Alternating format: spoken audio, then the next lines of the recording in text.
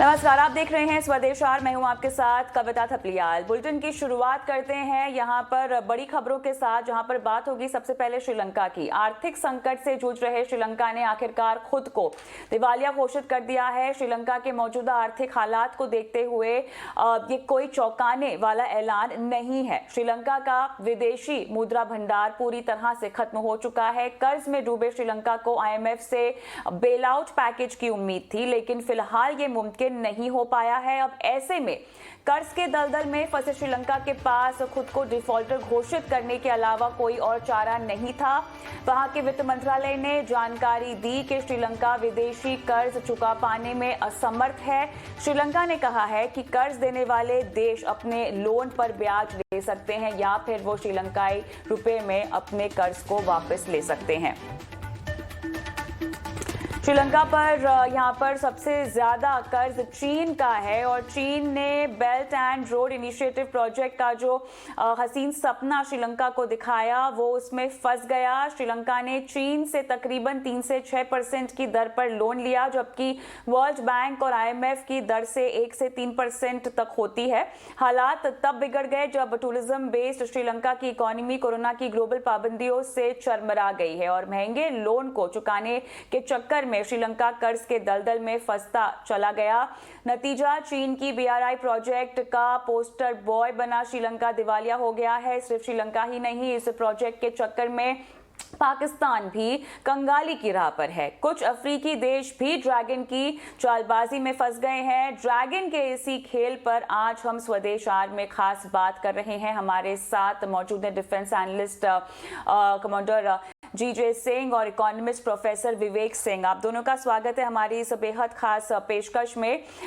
सवाल यहाँ पर सबसे पहले यही होगा, विवेक जी आपसे मैं पूछना चाहूंगी कि श्रीलंका मौजूदा हालात से कैसे उबर पाएगा? क्या कोई आशा की किरण यहाँ पर आती हुई दिखाई दे रही है? चीन के कर्ज के चंगुल में फंसकर अब और क्या कुछ गंवाना बाकी है? देखिए, जहां तक श्रीलंका की बात है उसने लगभग अपना सब कुछ गंवा दिया है। आप सोचिए जरा, लगभग 2.25 करोड़ के आसपास का देश जो है और आज उसके ऊपर टोटल जो एक्सटर्नल डेट है वो लगभग $51 बिलियन के आसपास का है। तो एक छोटे से देश श्रीलंका जैसे देश के लिए $51 बिलियन का जो है एक्सटर्नल डेट, पहली बात तो यह बहुत भारी है और इसको चुकाना बहुत मुश्किल है। अब देखिए, कर्ज क्योंकि आप चुका नहीं सकते तो आज आपने एक स्टेटमेंट दे दिया कि आप जो चाहे तो जो है आप जो पेमेंट जो लेना चाहे क्रेडिटर वो जो है आपके रुपए में, मीन श्रीलंका के रुपए में ले सकता है। अब देखिए, कोई लेना चाहेगा नहीं क्योंकि आपको पता है कि 1 साल 1.5 साल पहले लगभग जो डिवैल्यूएशन है करेंसी की वो डबल हो गई है। एक समय था जब 2019 में 160 रुपए के आसपास जो है एक्सचेंज रेट था डॉलर और श्रीलंकन जो रुपये की। आज लगभग आज के डेट में 325 अगर आप श्रीलंका रुपया देंगे तब आपको $1 मिलेगी। तो इस कंडीशन में जब आपको इंटरनेशनल मॉनेटरी फंड आपको कोई बेल आउट पैकेज देने को तैयार नहीं है क्योंकि आपकी अर्थव्यवस्था बहुत खराब हो गई है, और इसका कारण कहीं ना कहीं जो आपका जो गवर्नमेंट ने जो डिसीजन लिया वो कहीं ना कहीं इसके पीछे है। और हम सबको पता है टूरिज्म सेक्टर एक बहुत बड़ा सेक्टर है श्रीलंका के लिए और उस पर कोविड-19 की मार पड़ी। अब देखिए, अगर हम बात करें कुछ दिनों की तो हम देखेंगे कि जो GDP और डेट का रेशियो है, आप सोचिए, जो कि कुछ सालों पहले लगभग 2019 में वो 42% था GDP डेट रेशियो, आज जो आज 2021 के अंत तक 104% के करीब हो गया। तो आप देखिए 1-2 साल में आपने क्या किया? आपने लगातार जो है खास करके चाइना के आप चंगुल में फंसते गए, आप लगातार लोन देते गए, आप फ्री की सब्सिडीज लोगों को बांटते रहे और हाल ये है कि आज श्रीलंका जो है बिल्कुल अपने सबसे खतरनाक आर्थिक स्थिति से जूझ रहा है। इन्फ्लेशन का रेट आप सबको पता ही है, वहां के गेहूं हो, चावल हो, अन्य जरूरी सामान हो, सब 200 से 800 रुपए जो है किलो के आसपास बिक रहे हैं। तो संकट तो बहुत मुश्किल है और इस केस में इसको कोई कंट्री भी नहीं हेल्प करने वाली है। और अगर देखिए, आपको समझना पड़ेगा कि चाइना के जो विस्तारवादी नीति है उसकी एक नीति है, इकोनॉमिक एंगल से भी एक नीति है। अगर आप चाइना के ट्रैप पे फंसोगे तो आपका यही हाल होने वाला है। आप जो है एक्सटर्नल सोर्सेस से आप कर्जा लेते गए, लोगों को आप लोग लुभावने वादे करते गए, आप फ्री का देते रहे, डिसीजन आप गलत लेते गए, तो इसका अंत तो यही होना था। और देखिए, कोई भी देश हो, जब आप मनमाना करेंगे, खास करके इकोनॉमिक मैटर्स में, तो यही होना है। आपका जो है डिवैल्यूएशन लगातार करेंसी का हो रहा है, इन्फ्लेशन पे आपके कोई कंट्रोल नहीं है। अगर देखें तो लगभग 2022 में ही लगभग अगले आने वाले 3 महीने में कम से कम 2 से ढाई बिलियन डॉलर और इस साल के अंत तक 7 से 8 बिलियन डॉलर की रिक्वायरमेंट होगी श्रीलंका को, अगर उसको अपने इकोनॉमी को ठीक करना हुआ, और प्लस 7 से 8 बिलियन डॉलर की आपको और रिक्वायरमेंट होगी अगर आपको डेट्स को आप रीपे करना है। तो इतना पैसा आएगा कहाँ से? अब भारत हो, कोई देश हो, आपको इतना मदद तो कर नहीं सकता। तो बिल्कुल संकट के बादल जो घिरे हैं, आने वाले समय में मुश्किलें और बढ़ेंगी। विजय सिंह, आपसे समझना चाहेंगे थोड़ा सा यहाँ पर जिस तरह से चीन भी स्मार्टली गेम खेल रहा है। देखिए, भारत के पड़ोसियों को अपने पाले में करने के लिए चीन ने कर्ज का लालच दिया साफ तौर से। Belt and road initiative project में श्रीलंका और पाकिस्तान फंस चुके हैं। ये बताएं, चीन, भूटान और नेपाल को भी फंसाने की तैयारी में यहाँ पर दिखाई दे रहा है। अब ओवरऑल इस पूरे समीकरण को अगर हम भारत के लिहाज से समझना चाहें तो भारत के लिए ये किस तरह की तस्वीर उभरती हुई दिखाई दे रही है? कितना बड़ा खतरा है और भारत के लिए क्या सीख है, क्या संदेश है? देखिए, मैं तो समझता हूं कि जो चाइना की एक पॉलिसी रही है कि डेट ट्रैप करें, आप पहले उनको हसीन सपने दिखाएं, फिर उसके बाद डेट ट्रैप करके उसके ऊपर पूरा कब्जा कर लें। तो भूटान, नेपाल देखे जाए तो वो भी उसकी चुंगल में कुछ हद तक फंस चुके हैं। मगर मैं ये कहूंगा कि हमने हमेशा इन देशों को पहले फोरवॉर्न किया है। जैसे कि अब बात चल रही थी हमारे श्रीलंका की, दिसंबर 2017 के अंदर जब ये चाइनीज लोन जो था श्रीलंका को बहुत बढ़ गया, तो उस टाइम श्रीलंका ने चाइना की मर्चेंट पोर्ट्स होल्डिंग जो है उसको ये कहा कि आप हमारी जो सदर्न हेमन टोटा पोर्ट है उसको ले सकते हैं, और वो एक चाइनीज कंपनी जिसे चाइनीज कम्युनिकेशन कंस्ट्रक्शन कंपनी कहते हैं, 99 इयर्स लीज पे ले ली। अब ये तो क्लियरली फंस गया इस दलदल के अंदर, अब वो छोड़ेंगे नहीं। और साथ में हमें जो इससे चिंता होती है वो ये है कि वो इससे मिलिट्री एडवांटेज लेता है, क्योंकि लोगों को मालूम नहीं कि जो हमन टोटा पोर्ट है डीप पोर्ट है, यहाँ पे सबमरीन्स बहुत इजीली आके डॉक कर सकती हैं। अगर जैसे चाइना की एक पॉलिसी विस्तारवाद की रही है, चाहे वो ताइवान हो, चाहे वो हमारे देश के ऊपर जैसे बुरी नजर है अरुणाचल प्रदेश ऊपर और लेह लद्दाख के ऊपर, नेपाल के ऊपर, बांग्लादेश ऊपर, भूटान ऊपर, फिर अगर आप देखें तो शकूटी के अंदर उसने बना रखा है अपना बेस, माले के ऊपर उसका, गवादार पोर्ट के ऊपर पहले ही उसने अपना पोर्ट बना रखा है। अगर सब चीजों को आप जोड़ें तो बिल्कुल क्लियर होता है कि वो अपनी मिलिट्री एक्टिविटी को भी साथ में बढ़ा रहा है और कमर्शियल को भी, इकोनॉमी को बढ़ाने के लिए अपने कमर्शियल जो उसका पर्पस है उसको भी। विजय सिंह जी, एक और खतरा कितना बड़ा आपको लगता है? देखिए, भारत ने मौजूदा हालात से निपटने के लिए श्रीलंका को मदद के लिए हाथ तो बढ़ा दी है, ठीक है। अब स्थिति ऐसी है कि अगर श्रीलंका लोन ना चुका पाने की वजह से अगर पोर्ट लीज पर देना पड़े उसे, तो भारत के लिए ये कितनी बड़ी खतरे की बात होगी? और अगर हम इसको पॉलिटिकली समझना चाहें तो चीन किस तरह से हावी हो जाएगा, जो कि हमारे लिए मुश्किलें पैदा कर सकता है? हाँ जी, बिल्कुल मुश्किलें पैदा कर सकता है और करेगा भी, मेरा तो ये मानना है। जैसे कि आप ये देखिए कि गवादार पोर्ट के अंदर उसने पूरा कंट्रोल कर लिया है अपना, और उससे हमें खतरा, बिकॉज हमारा जो वेस्ट कोस्ट ऑफ इंडिया है, जो हमारी सी बोर्ड है जिसे हम कहते हैं, कोस्ट लाइन है, जो कि ओखा से चल के नीचे कोचीन और श्रीलंका तक आती है, ये सारी कोस्ट लाइन के ऊपर वो अपनी नजर रखता है। और अगर वो गवादार के अंदर अपने आप को मजबूत करता है और फिर यहाँ पे हम्बन टोटा के अंदर वो अपनी न्यूक्लियर सबमरीन्स लेके आता है, वॉरशिप्स लेके आता है, वो तो हमारी पोर्ट्स के लिए एक खतरा खड़ा करेगा। और साथ में वो चाइना के साथ हाथ मिला चुका है। तो हमारी जो नजर है हमेशा इस चीज के ऊपर रही है कि ये कमर्शियल के नाम के ऊपर मिलिट्री एडवांटेज भी साथ जो लेता है वो एक बहुत चिंता का विषय है। फिर आप ये देखिए कि इसकी जो सबमरीन्स है वो आपको शायद ना पता हो कि छोटे छोटे जो टापू हैं अपने मलाक्का पोर्ट के नीचे इंडोनेशिया के अंदर, वहां पे कई रास्ते ऐसे हैं, स्ट्रेट्स जैसे ऑप्टेयर स्ट्रेट है एक, वो वहां से निकाल के अपनी सबमरीन सीधा हमारे अरेबियन सी, इंडियन ओशन के साथ ऊपर अगर वो उत्तर की तरफ आए तो सीधा वो हमारे कोचीन सदर्न साइड पे आ जाता है। अगर उसको ये पोर्ट हमन टोटा मिलती है तो वहां पे आके पहले अपने आप को वो दोबारा रिफ्यूल करेगा, उसके अंदर आर्म्स भी रख सकता है, उसके अंदर और भी उसका क्रू को रेस्ट दे सकता, फिर हमारे कोस्ट लाइन के साथ होता हुआ पाकिस्तान की तरफ और गवादार पोर्ट की तरफ जा सकता है और इस रास्ते के ऊपर एक खतरा बन सकता है। तो इसीलिए हमारी जो गवर्नमेंट है उसने पहले बड़ी आवाज उठाई, हमने अभी इसको बहुत चौकन्ना किया क्योंकि हमारी जो नेवी की अभी पूरी नजर बनी हुई है वो यही है कि इनकी सबमरीन्स कितनी बार आती हैं, होना बनता भी है और एक रणनीति भी हमारे पास होनी चाहिए। कल परसों यहाँ पर अगर कोई दिक्कत आ गई एंड मौके पर तो उसके लिए एक स्ट्रैटेजी होना बहुत जरूरी है। विवेक सिंह जी कुछ कहना चाहते हैं?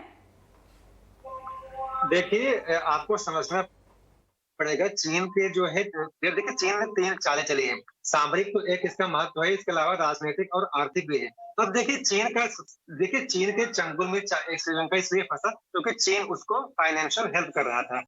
और देखिए लेकिन श्रीलंका को बात समझनी चाहिए कि ऐसा कोई सगा नहीं जिसको चीन ने ठगा नहीं। तो अगर चीन सबके साथ जो है विस्तारवादी नीति के कारण सबके ऊपर जो है एक बार आप फाइनेंशियली हेल्प करेगा, आपको ट्रैप में फंसा लेगा और उसके बाद आप उसको लोन का पेमेंट कर नहीं पाओगे, तो अल्टीमेटली आपको वही करना पड़ेगा जो चाइना चाहेगा। और चाइना कोई यह नया नहीं कर रहा है, बहुत सारे देशों के साथ पहले भी कर चुका है। और खास करके देखो चाइना को प्रॉब्लम थोड़ा इंडिया से भी है, और इंडिया स्ट्रेटेजिकली जो है श्रीलंका को अगर वो कब्जा कर देगा एक तरीके से पॉलिटिकल रूप से, तो कहीं ना कहीं भारत के ऊपर भी खतरा आएगा, तो हमारे ऊपर भी खतरा है। और इन सबको देखते हुए भारत ने लगभग जो है श्रीलंका को जब कोई हेल्प नहीं कर रहा है तो भारत ने लगभग जो है लाइन ऑफ क्रेडिट $2.5 बिलियन की दिया है। और भारत देखिए अगर कोई चाइना को इस समय हेल्प कर सकता है या कोई हेल्प करता रहा है जो है श्रीलंका को, तो भारत है। चीन तो केवल अपने फायदे के लिए आपको केवल यूज करता है। अगर आपको मित्रता कोई निभाता है, दोस्ती कोई समझता है उसके जो है गांठ को, तो भारत समझता है।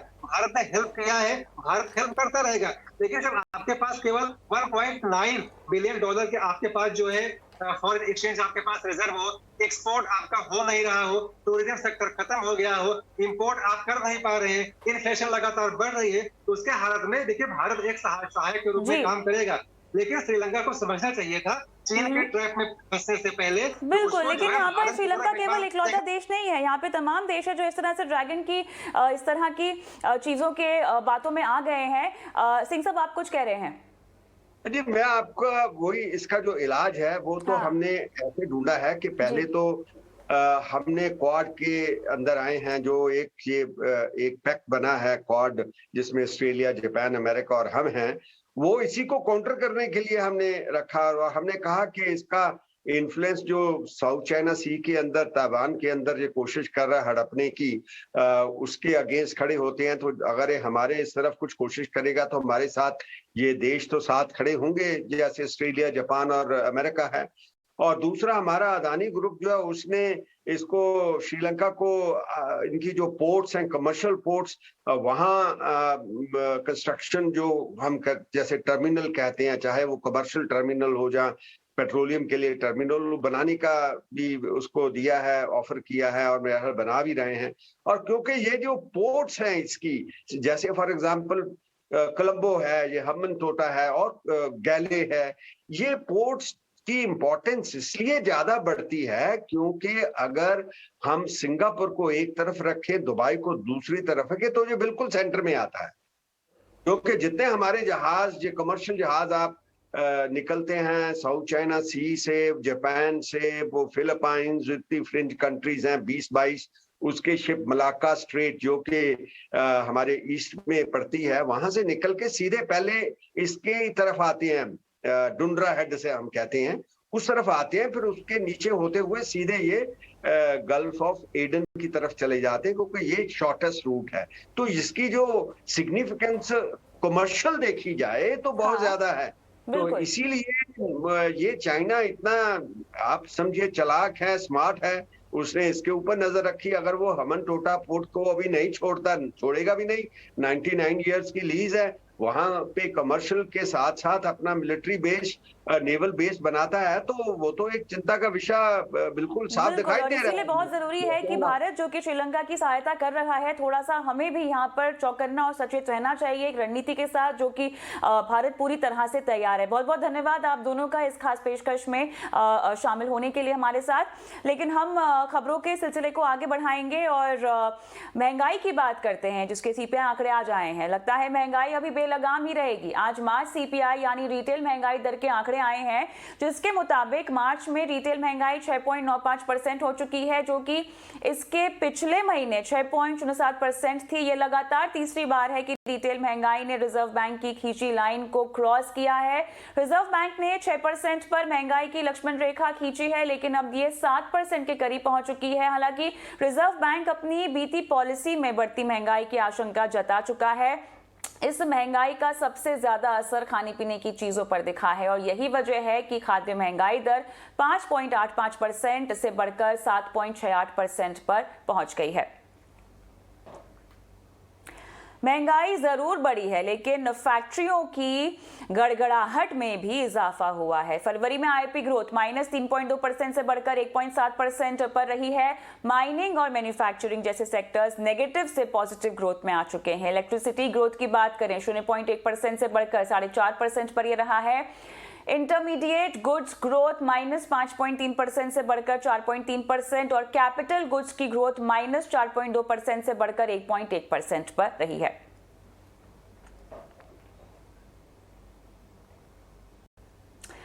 कल फर्टिलाइजर सब्सिडी को लेकर बड़ा फैसला हो सकता है। सूत्रों के हवाले से खबर मिल रही है FY23 के लिए सब्सिडी रकम तय करने का प्रस्ताव पर यहां पे चर्चा हो सकती है। क्या कुछ एजेंडे में है, हमारे सहयोगी प्रकाश प्रियदर्शी बता रहे हैं।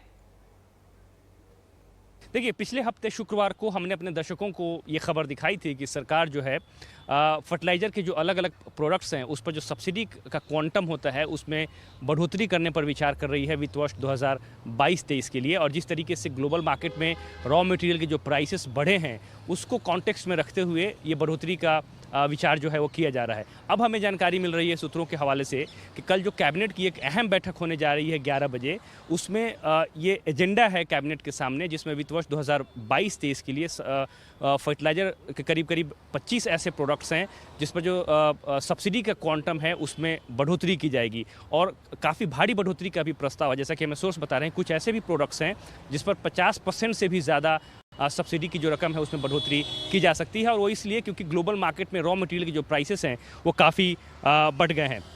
और ये जो सब्सिडी की रकम है ये उन प्रोडक्ट्स पर बढ़ेगी जो कि NBS कैटेगरी में आते हैं, मतलब न्यूट्रिएंट बेस्ड सब्सिडी कैटेगरी में जो प्रोडक्ट्स आते हैं, चाहे जिसमें पोटास है, DAP है और NPK कैटेगरी के जो दूसरे फर्टिलाइजर प्रोडक्ट्स हैं उस पर ये बढ़ोतरी का प्रस्ताव है। तो जाहिर तौर पे फार्मर्स को इसका फ़ायदा तो होगा ही होगा, साथ ही साथ कंपनियां जो कि हाई प्राइसेस की वजह से कम फर्टिलाइजर प्रोडक्ट्स इंपोर्ट कर रही हैं, सब्सिडी की रकम में बढ़ोतरी के बाद वो ज़्यादा से ज़्यादा फर्टिलाइजर प्रोडक्ट्स की इंपोर्ट जो है वो कर पाएंगी।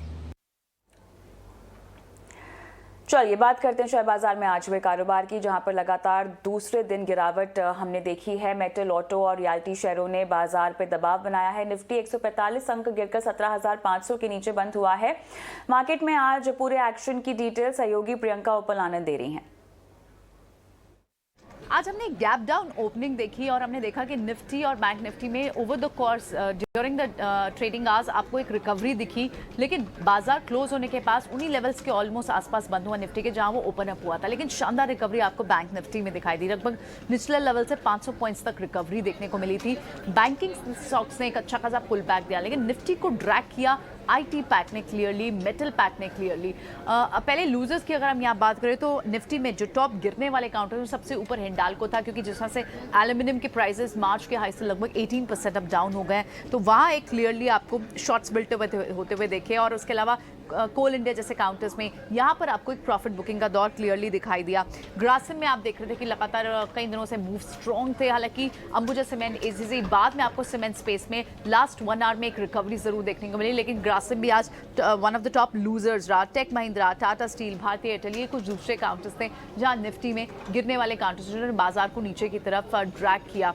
एफएनओ में इस स्पेस में भी आप बात करें तो वहाँ पर, लेकिन अगर आप गेनर्स की उससे पहले बात करें हम, तो बैंकिंग स्पेस ने clearly, banking, financials, HDFC bank के रिजल्ट्स हैं शनिवार को, उससे पहले अब सिर्फ एक दिन ट्रेडिंग सेशन रह गया बुधवार का, और जिस दिन एक्सपायरी भी है, और जिसके चलते हमने देखा कि शायद अब कुछ रिवर्सल्स के साइन, क्योंकि 17,500 एक इंपॉर्टेंट सपोर्ट जिसके ऊपर बाजार बंद होने में कामयाब हुआ, और बैंक निफ्टी यहाँ से कहीं ना कहीं से लॉन्ग बिल्टअप आपको बड़े काउंटर्स में दिखाई दे रहे हैं, तो यहाँ कुछ रिवर्सल के साइन भी एंटिसिपेट करने चाहिए। गेनर्स में आपको एक्सिस बैंक, कोटक बैंक, इन काउंटर्स में एक स्ट्रेंथ देखने को मिली। महिंद्रा फाइनेंस, इसमें आपको एक स्ट्रेंथ देखने को मिली। उसके अलावा मारुति आपका एक गेनर रहा। एफएनओ स्पेस में भी आप बात करें तो टॉप जो काउंटर था वो मिड कैप बैंकिंग ही था, तो बैंकिंग ने क्लियरली आज अपनी स्ट्रेंथ को मेंटेन किया, बाजार को सहारा देने की कोशिश की। हालांकि एचडीएफसी ट्विन से किसी तरह का सहारा नहीं मिला, लेकिन प्राइवेट स्पेस बैंक्स ने आज बाजार को स्ट्रेंथ देने की कोशिश करी, और लगातार जो आज क्लियरली रहे वो आईटी स्पेस रहा, मेटल पैक रहा, ऑयल एंड गैस रहा, वहाँ से आपको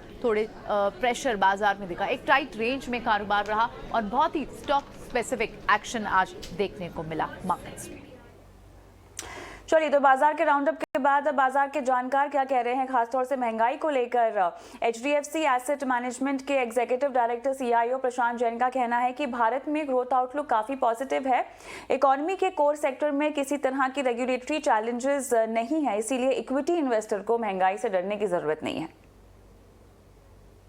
इन्फ्लेशन क्या है? इन्फ्लेशन है कि जब कीमतें बढ़ती हैं, और जब कीमतें बढ़ती हैं तो कंपनीज की जो सेलिंग प्राइस है वो भी बढ़ती है, तो कंपनीज के रुपए में उतनी ही ग्रोथ ज्यादा होती है। तो इक्विटीज इन्वेस्टर को मेरे ख्याल से एक थोड़ा हाई इन्फ्लेशन से नहीं घबराना चाहिए।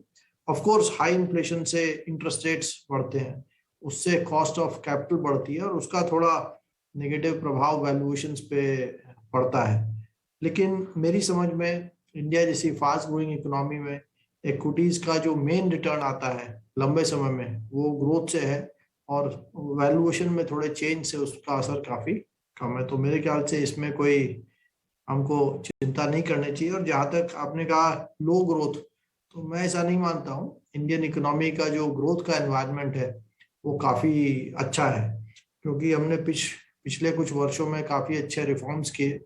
अब जो सभी हमारे इकोनॉमी के कोर सेक्टर्स हैं उसमें किसी तरह का कोई रेगुलेटरी चैलेंज नहीं है। कंपनीज की बैलेंस शीट, बैंक्स की बैलेंस शीट बहुत अच्छी है, और इंफ्रा केपेक्स काफी बढ़ रहा है। आपको लगता है कि जो प्राइवेट केपेक्स है वो भी समय के साथ साथ बढ़ेगा।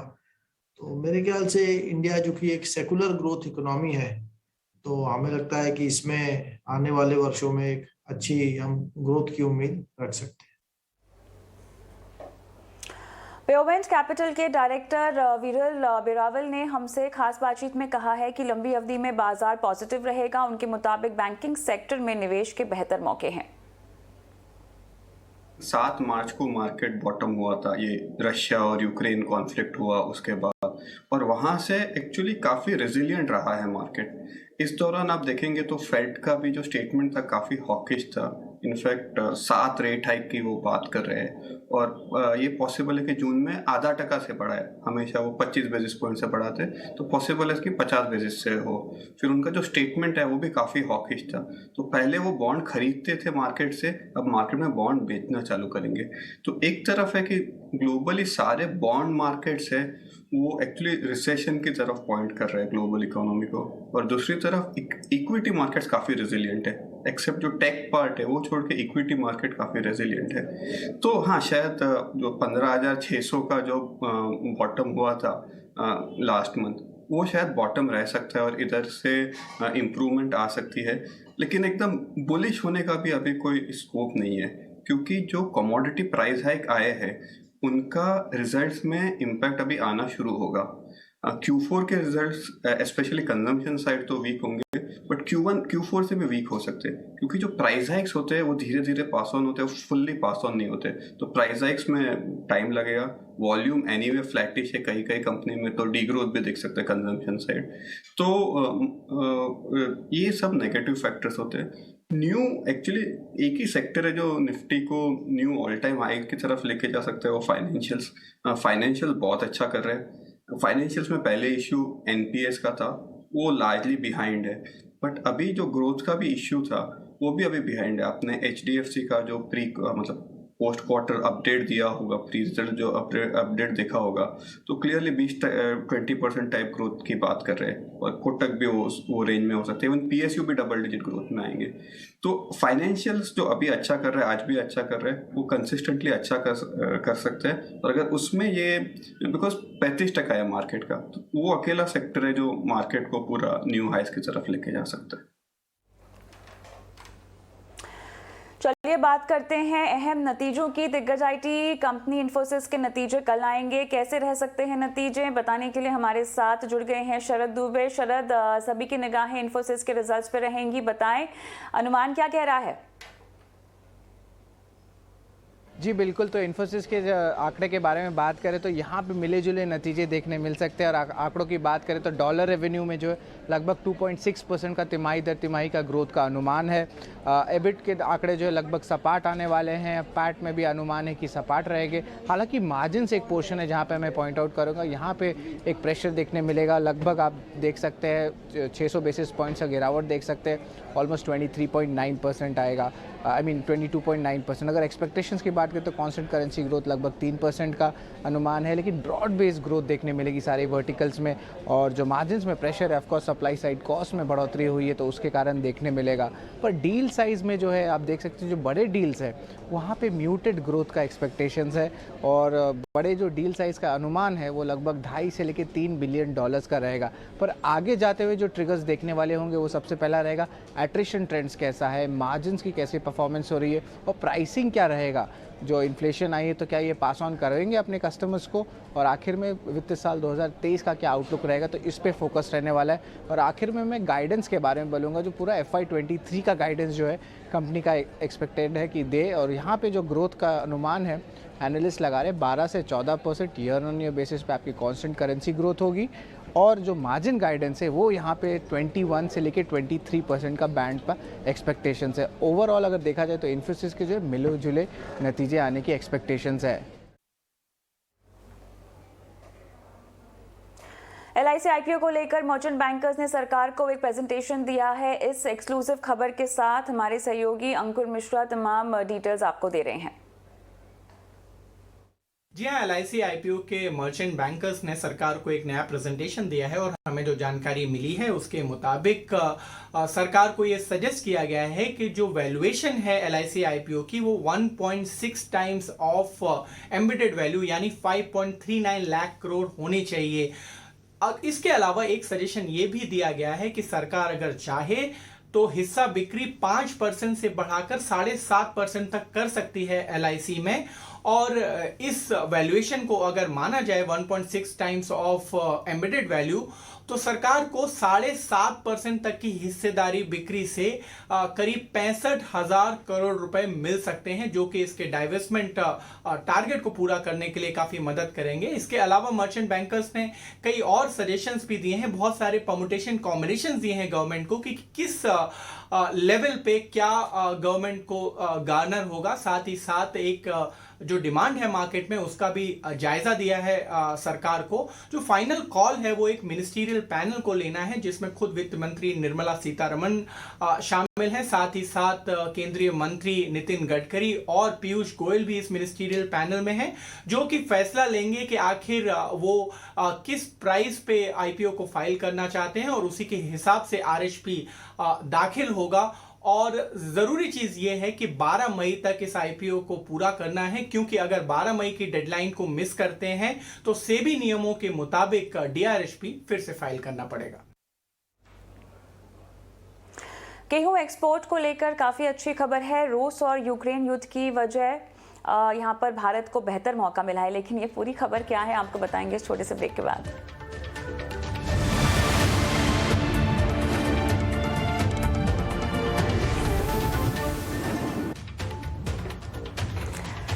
गेहूं एक्सपोर्ट को लेकर यहां पर काफी अच्छी खबर है। रूस और यूक्रेन युद्ध की वजह भारत को बेहतर यहां पर मौका मिला है। क्या है गेहूं के एक्सपोर्ट और घरेलू सप्लाई को लेकर स्थिति, इस पर गेहूं के बड़े एक्सपोर्टर देवेंद्र वोरा ने हमसे खास बात की है। आइए आपको सुनाते हैं।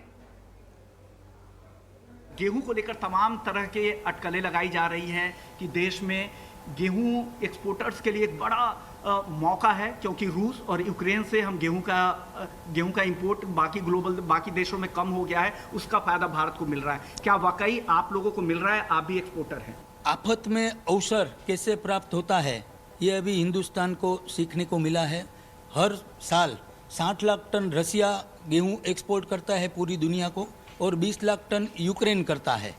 और ये परिस्थिति में हम लोग पिछले 2 साल से हिंदुस्तान काफ़ी ट्राई कर रहा था, और अभी हिंदुस्तान का जो गेहूं है वो मल्टीपर्पज़ गेहूं है, और जो रसिया और यूक्रेन का गेहूं है वो ब्लैक सी का गेहूं बोला जाता है, वो खाली बेकरी में यूज़ होता है। और हिंदुस्तान का गेहूं एशिया में जिधर गया, यूएई में मतलब मिडल ईस्ट में जिधर गया और यूरोप में जिधर गया, उधर हमको रिपीट ऑर्डर मिल रहा है। और this is the great opportunity for wheat market, और हिंदुस्तान के फार्मर को उसका 100% फ़ायदा मिलेगा, और किसान अभी खुश है।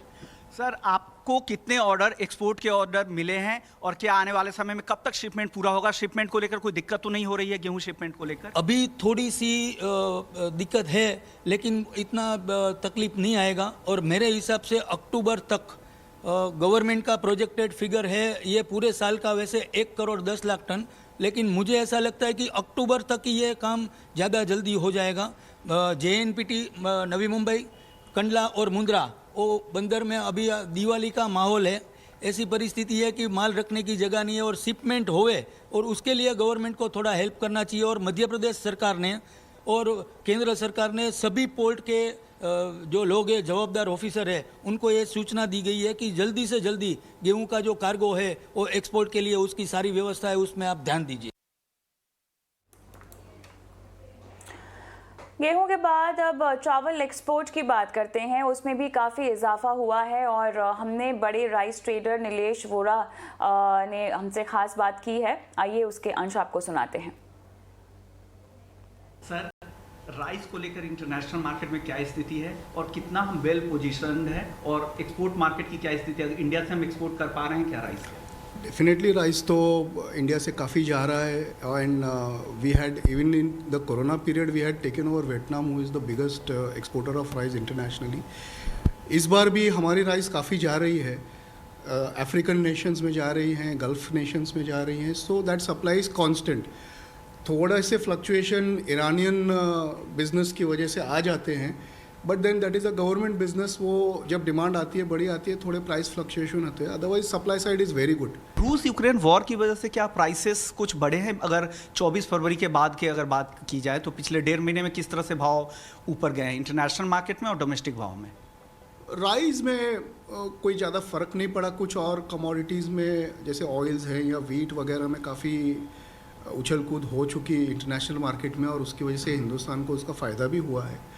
मगर elsewhere if you speak of rice there is no major this thing. पिछली बार 2-3 महीनों में पोस्ट कोरोना फ्रेट्स की वजह से सारे ट्रेड रुक गए थे, बिकॉज फ्रेट एक्स्ट्राऑर्डिनरीली हाई हो गया था, विच हैज़ स्टेबलाइज नाउ, या प्राइस एडेप्टेबिलिटी आ गई है, तो वो ट्रेड स्मूथ चल रहा है। सर, आपने ट्रेड की जो दिक्कतें हैं, जिसमें पहले कंटेनर की दिक्कतें हो रही थी, अब इंश्योरेंस वगैरह शिपमेंट में दिक्कत हो रही है वॉर की वजह से, क्या एक्सपोर्ट में इस तरह की दिक्कतों का सामना आप लोगों को भी करना हो रहा है? डेफिनेटली, तो इट्स अ कॉमन फिनोमेना, हर एक को ये दिक्कत है। एक्सपोर्ट में भी होती है, जो इंपोर्ट करते हैं उनको भी होती है। थोड़ा सा इसमें हमारी जो गवर्नमेंट है प्रोएक्टिव रोल प्ले करे, और जो ये बड़े बड़े इंश्योरेंस कंपनीज़ हैं उनको थोड़ा सा निगोशिएशन टेबल पे बिठा के फैसिलिटेट करें, तो अपने जो एक्सपोर्टर्स हैं और इंपोर्टर्स भी, उन दोनों को राहत मिल सकती है और ट्रेड स्मूथ चल सकता है। पेट्रोलियम मंत्रालय ने सिटी गैस डिस्ट्रीब्यूशन के लिए यूनिफॉर्म गैस प्राइसिंग की तैयारी पूरी कर ली है। मंत्रालय अगले महीने तक नया फॉर्मूला जारी कर सकता है। इस एक्सक्लूसिव खबर की तमाम डिटेल्स हमारे सहयोगी प्रकाश प्रियदर्शी दे रहे हैं। देखिए, सिटी गैस डिस्ट्रीब्यूशन कंपनीज के लिए काफी अहम डेवलपमेंट है। सूत्रों के हवाले से जो जानकारी हमें मिल रही है उसके हिसाब से सरकार इस महीने के आखिर तक सिटी गैस डिस्ट्रीब्यूशन कंपनीज के लिए गैस सप्लाई से संबंधित जो नया यूनिफॉर्म बेस प्राइस मैकेनिज्म है उसको लागू कर सकती है। सूत्र हमें बता रहे हैं कि पेट्रोलियम मंत्रालय ने ड्यू डिलिजेंस की प्रक्रिया पूरी कर ली है और इंडस्ट्री के साथ आम सहमति भी बन गई है, लिहाजा नए फॉर्मूले को इस महीने के आखिर तक लागू किया जा सकता है। इसका मतलब ये होगा कि सभी सीजीडी कंपनियों को एक ही बेस प्राइस पर गैस की सप्लाई की जाएगी। हालांकि जो ट्रांसपोर्टेशन कॉस्ट है या जो राज्यों की जो अलग अलग टैक्सेस हैं वो अलग होंगे, लेकिन जो बेस प्राइस होगा वो एक होगा। नया जो फॉर्मूला है वो इस आधार पर तय किया जाएगा कि देश भर में जितने भी तरह के गैस है, मसलन डोमेस्टिक गैस है या आरएलएनजी है, कॉम्प्रेस्ड बायोगैस है, इन सबको मिलाकर औसत जो कीमत है वो तय किया जाएगा और उसी आधार पर यूनिफॉर्म बेस प्राइस का जो फॉर्मूला है वो निर्धारित की जाएगी। दरअसल सरकार ये योजना इसलिए तैयार कर रही है कि जिस तरीके से देश भर में जो सीजीडी नेटवर्क है उसका विस्तार हो रहा है, ऐसे में सभी कंपनियों को पर्याप्त मात्रा में जो डोमेस्टिक गैस है, जो कि किफायती गैस है, वो सप्लाई करना संभव नहीं है। लिहाजा गैस की उपलब्धता बनी रहे, सीजीडी का एक्सपेंशन हो, इसलिए एक नया फॉर्मूला तैयार किया जा रहा है जिससे कि कंपनियों को पर्याप्त मात्रा में गैस मिल सके। हालांकि गैस की सप्लाई तो आसानी से हो पाएगी, लेकिन कीमतों में जरूर बढ़ोतरी हो सकती है। सूत्र हमें बता रहे हैं कि करीब करीब $2 पर MMBTU तक गैस की कीमतें बढ़ जाएंगी। हालांकि कंपनियों को इस बात की आजादी होगी कि वो बढ़ी हुई कीमतें कंज्यूमर के ऊपर पास ऑन कर सके। सरकार की योजना ये है कि अगले महीने यानी कि मई 2022 तक जो सीजीडी का नेटवर्क है वो 650 जिलों तक पहुंच जाएगी। लिहाजा गैस की जो सप्लाई है उसको भी बढ़ाने की जरूरत पड़ेगी। स्टील की बढ़ती कीमतों से इंडस्ट्री में चिंता है। एडिशनल स्टील सेक्रेटरी रसिका चौबे का कहना है कि सरकार कोशिश कर रही है कि एमएसएमई को सस्ते दाम पर स्टील मिले। एमएसएमई के लिए जिस तरह से डिस्काउंट की बात की गई है वो आगे कब तक कंटिन्यू रह सकते हैं और इसमें किस तरह के फ़ायदे की उम्मीद लगा रहे हैं आप? देखिए, एमएसएमई के लिए हमेशा हम लोग का ये थोड़ा सा सॉफ्ट कॉर्नर रहता है और हम लोगों को कोशिश है कि उनको सस्ते दामों पर मिले, बिकॉज सस्ते दामों पर मिलेगा तो आगे वो सस्ते दामों पे हमारे कंज्यूमर्स को देंगे। तो करंटली हमारे जो स्टील प्लेयर्स हैं उन्होंने 2500 से लेकर 3000 तक का डिस्काउंट वो पर टन पे उनको दे रहे हैं। लेकिन अब ये जो कब तक रहेगा विल डिपेंड ऑन क्या डिमांड रहती है एमएसएमईज़ की और दाम कब तक क्या कैसे पैन आउट करते हैं, बिकॉज स्टील बड़ा साइक्लिकल सेक्टर है। आज दाम बढ़े हुए हैं, बाद में कम भी होगा, तो it all depends on that and it's between we have just brought the MSMEs और हमने जो स्टील यूजर्स को साथ में हम लाए हैं, अब वो आगे आपस में वो डायलॉग करके उसको आगे ले जाएंगे। कोरोना वैक्सीन के बूस्टर डोज की कीमतों में कटौती की गई है। इसको लेकर सीरम इंस्टीट्यूट के सीईओ अदार पूनावाला ने हमारे सहयोगी दानिश आनंद से खास बातचीत की। We have been joined with Adar Poonawala. He's the CEO of SII. So thank you so much for coming to ET now. Recently, you have reduced the price of Covishield from it has been brought down to 200 rupees, but still there are certain apprehensions the hospitals have because they have certain old stock which they bought at the old price. So how would you like to address this issue? So if you saw the announcement, which has been taken very well from the hospitals, that the price of 220 rupees versus our original 600 rupee price will be adjusted by way of giving free doses to that amount so that they are not stuck with the old stock at 600 rupees. So nobody will lose any money or have to sell it at a loss at the lower price. And the hospitals have been given the 150 rupees on top to as an administration fee by the government to use that, for administering the vaccines. So there's a lot of stock with what is current inventory level like at SII, and what are your plans to reduce it? Well, that's worrying because, we have 200 million doses of Covishield lying with us, and it's available for boosters, it's available for exports, and we're slowly moving that out. But I think bringing the gap from 9 months to 6 months will definitely help hospitals and other clinics administer the doses faster for boosters, which we need to. You've got new mutant variants coming about, people wanting to travel. A lot of countries in Europe insist that you should have taken a vaccine in less than 270 days or have it, or you need a booster. So, for that practical purpose also, we have appealed to the government and they will respond. They're having having their discussions with the experts at the moment to take a final decision on bringing the gap from 9 months to 6 months also. So very lastly, so when we thought the pandemic was just over, but another variant has just come out in the open. So how strong is your current vaccine, and do you think that another booster dose of Covishield will protect the person against any future variants? So all the vaccines as a booster have shown good data against variants. This is globally. So I think everyone just needs to boost, and the new variant that you're talking about has not shown to be so bad at the moment, but we'll have to wait and watch how it continues to spread, and that is why it is very important to get on with boosters as soon as possible. IPL मैचों के दौरान gaming विज्ञापनों की बाढ़ सी आ जाती है और इस होड़ में कई बार नियमों को भी ताक पर रख दिया जाता है, लेकिन अब वैसे में 14 विज्ञापनों पर advertisement standard council of India ने कार्रवाई की है। और क्या है पूरी खबर समझा रही हैं हमारी संवाददाता खुशबू तिवारी। जैसे ही आईपीएल के मैचेस शुरू होते हैं उसी के साथ ही ढेर सारे गेमिंग के एड्स या बहुत सारे एड्स आपको ज़रूर देखने को मिलते होंगे, लेकिन इनमें से कई एड्स ऐसे होते हैं जो गाइडलाइंस, जो एडवर्टाइजिंग के गाइडलाइंस हैं उनका उल्लंघन करते हैं। एस्की यानी एडवर्टाइजिंग स्टैंडर्ड्स जो काउंसिल है इंडिया का, उन्होंने ऐसे 14 एड्स पाए हैं जो उनकी गाइडलाइंस है, उनके कोड ऑफ कंडक्ट का उल्लंघन करते हैं। जैसे ऐसे कोई क्लेम करते हैं वो एड्स जो सच नहीं है, सबसे बड़ा प्राइस देने का क्लेम हो, या फिर कुछ ऐसे एड्स हैं जो डिस्क्लेमर्स में या तो बहुत तेज़ी से डिस्क्लेमर पढ़ दिए जाते हैं जिसमें लोग उन्हें समझ नहीं पाते हैं, या फिर कुछ ऐसे डिस्क्लेमर इस समय पढ़े जा रहे होते हैं जब किसी और सेलिब्रिटी का फुटेज चल रहा होता है। तो एस्की यानी काउंसिल का कहना है कि ऐसे समय में लोगों का ध्यान सेलिब्रिटी पे ज़्यादा और उनकी जो रिस्क से जुड़े हुए डिस्क्लेमर्स हैं उन पर कम होता है, और यही एक वजह है कि इनको उल्लंघन पाया गया है जितने भी गाइडलाइंस और कोड्स हैं। इसके लिए ही एस्की ने नोटिफाई किया हुआ है एक्शन को लेकर इन कंपनियों को, जिन कंपनियों के एड्स हैं, मसलन जो कंपनियां जिनके एड्स ऐसे जा रहे हैं उसमें गेम्जी, खेलो fantasy, 12th man, Deccan rummy जैसे बहुत सारे खेल हैं या बहुत सारे एड्स हैं इन गेम्स के जो इन एडवर्टाइजिंग गाइडलाइंस का उल्लंघन करते हुए पाए गए हैं। चलिए और यहाँ पर बात करते हैं लॉन्ग वीकेंड की। इस वीकेंड पर एक साथ 4 छुट्टियाँ रही हैं। बैसाखी और गुड फ्राइडे की वजह से वीकेंड लंबा चलने वाला है, यानी घूमने फिरने का शानदार मौका। इसी पर देखिए हमारा स्पेशल सेगमेंट चलो घूम के आए हम।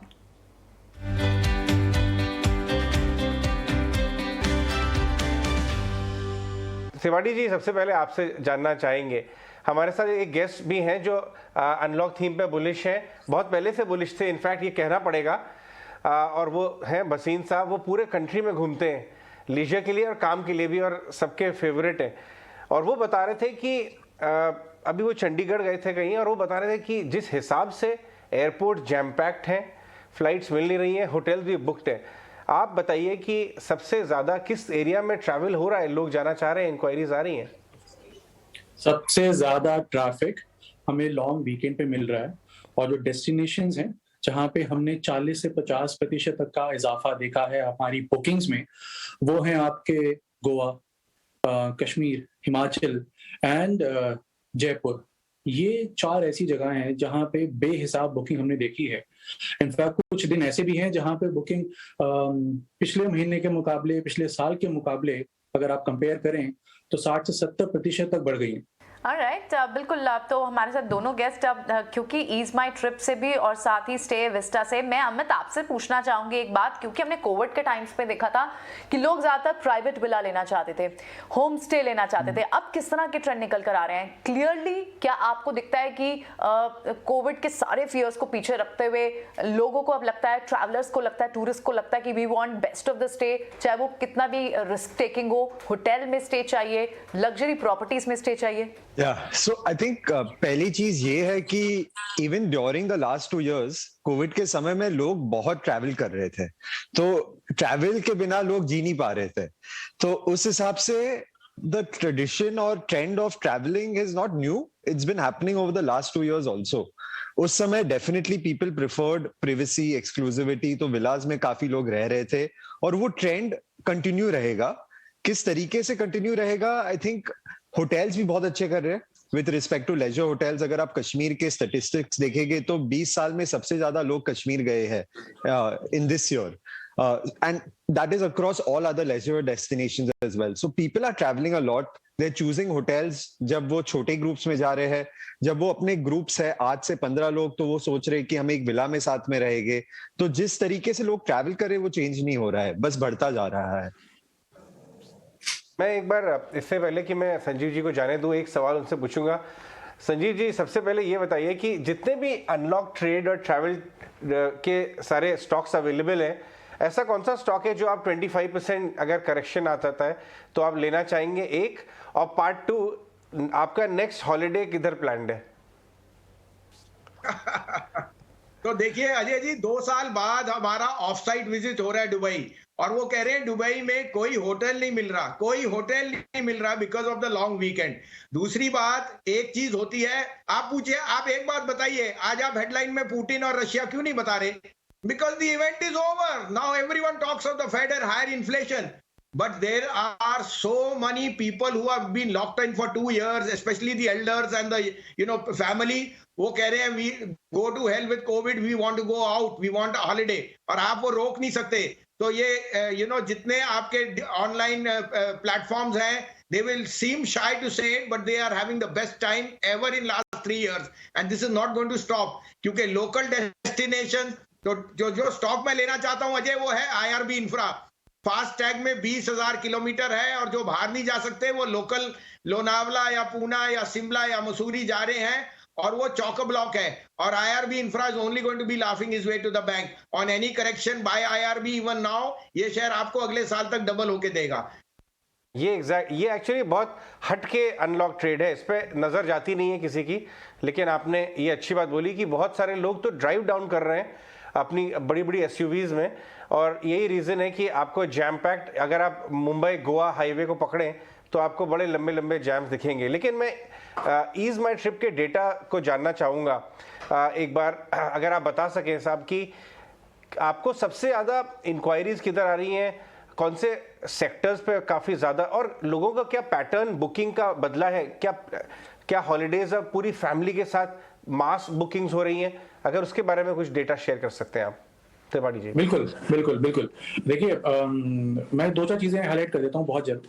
पहली बात तो ये है कि जैसे हमने देखा है कि 2-2.5 साल से लोग अपने घर में बंद पड़े हुए हैं, बाहर निकलने का मौका नहीं मिला.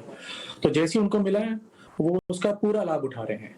हमारी लैंग्वेज में हम उसे कहते हैं रिवेंज ट्रैवल, जो मेरे हिसाब से अगले 1 साल तक रहेगा.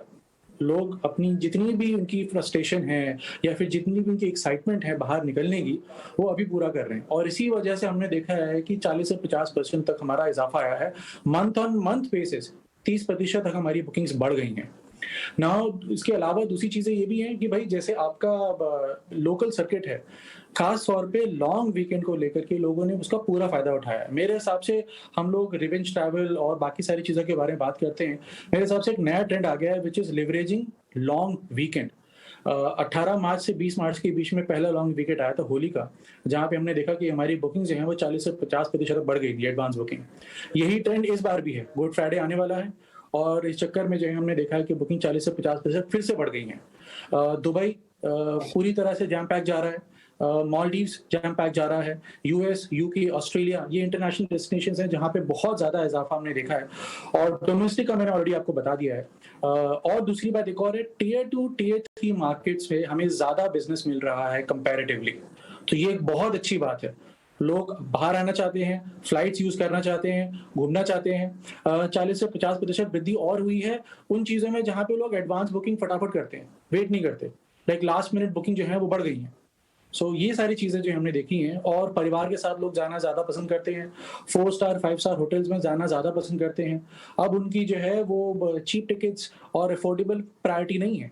उनकी प्रायोरिटी है कि भाई सेफ्टी से हम लोग अच्छी जगह पहुँचें ताकि फैमिली के साथ हम लोग इंजॉय कर सकें. तो ये सारी चीज़ें हमने अपने प्लेटफॉर्म पे देखी हैं. Interesting data.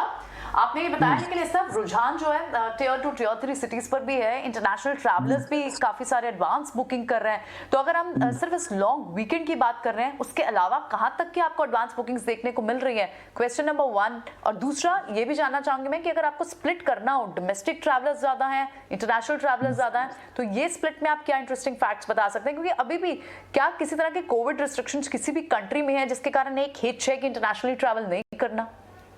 देखिए, इंटरनेशनल ट्रैवल ना रिजम्पशन अभी इसका शुरू हुआ है।